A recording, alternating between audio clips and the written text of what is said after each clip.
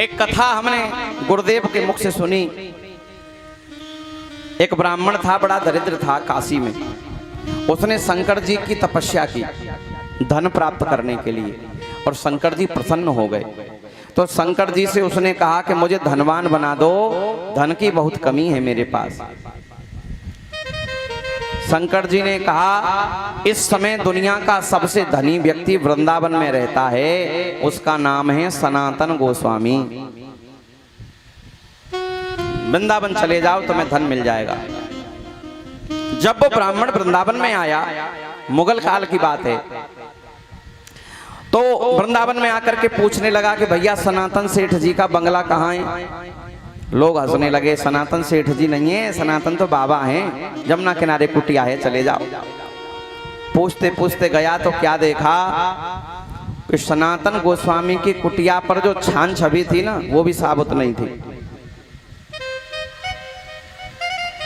कुछ नहीं, बालू बिछी हुई है और एक कुटिया है, और कुटिया भी ऐसी कि बरसात के दिनों में सनातन गोस्वामी अपने शरीर को भी नहीं बचा पाए।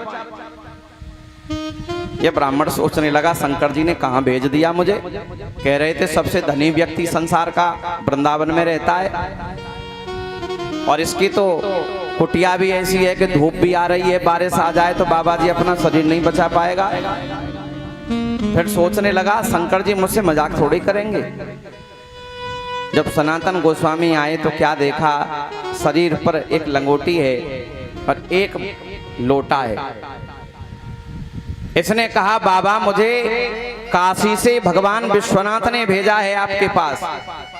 किस लिए? मुझे धन दे दो। सनातन गोस्वामी हंसने लगे, धन? अरे भैया देख नहीं रहा है मेरे पास धन है क्या?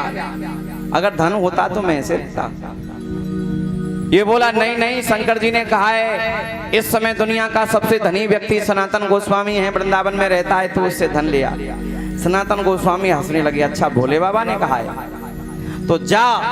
आज सुबह जब मैं यमुना स्नान करने गया था तो वहां पारस मणि पड़ी मिल गई थी, मैंने पैर से उसे सरका दिया है, पड़ी होगी, ले आ। ये ब्राह्मण दौड़ता हुआ यमुना किनारे गया तो इसको पारस मणि मिल गई, बड़ा प्रसन्न हुआ। अरे सही कहते थे भोले बाबा, पारस मणि का ऐसा प्रभाव होता है कि लोहे से छुबा दो तो लोहा सोना बन जाता है। बड़ा प्रसन्न हुआ, कहता बाबा, भोले बाबा सही कहते थे, आप तो बड़ी धनी व्यक्ति हो। और बड़ी प्रसन्नता से उस मणि को ले जा रहा था, तभी रास्ते में इसके दिमाग में आया, अरे इस बाबा जी ने तो मुझे ठग लिया। कैसे? जरूर इस बाबा के पास कोई बड़ा धन है, तभी तो ये पारस को पारस नहीं मान रहा है, पैर से सरका दिया। अरे 2-2 हजार के नोटों की गड्डियां हों तो चवन्नी अठन्नी को कौन गिनेगा। ये सोचने लगा, जो पारस को अपने पैर से सरका दे, अवश्य उसके पास कोई बड़ा धन या बड़ी मणि है। ये बाबा जी ने तो मुझे ठग लिया।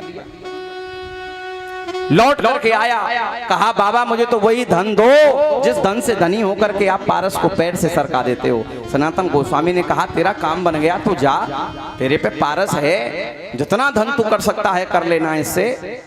नहीं नहीं बाबा, मुझे तो वही धन दो जिस धन से धनी होकर के आप पारस को पारस नहीं समझते हैं, पैर से सरका देते हैं। सनातन गोस्वामी बोले, अच्छा तुझे वही धन चाहिए तो जा पहले इस पारस को जमुना जी में फेंक के आ। फेंक दिया जमुना जी में उस पारस को, आया, कहा बाबा मुझे वही धन चाहिए जिस धन से धनी होकर के तुम पारस को पारस नहीं समझते हो। जैसे ही इसने सनातन गोस्वामी के पैर पकड़े, सनातन गोस्वामी ने दोनों हाथ इसके शीश पर रखे, तुरंत राधा गोविंद प्रकट हो गए। कहा, इसी धन से धनी होकर के मैं पारस को पारस नहीं पत्थर समझता हूँ, यही मेरे धन है। दिव्य वृंदावन प्रकट हो गया। अब तो वो महात्मा, अब तो वो ब्राह्मण फिर काशी में नहीं गया, हा राधे हा गोविंद कहता हुआ वृंदावन की गलियों में विचरण करने लगा। जिसको राधा माधव रूपी धन प्राप्त हो जाए वो पारस को कंकड़ पत्थरी समझता है, इन नोटों को कागज के टुकड़े ही समझता है। और ऐसे व्यक्ति को देख करके हम कहें कि ये तो बड़ा दरिद्र है, ऐसे महापुरुष को देख करके कोई कहे ये तो बड़े दरिद्र हैं, तो उनके उदात्त चरित्र के प्रति अन्याय हो जाएगा, उनके चरणों में अपराध हो जाएगा।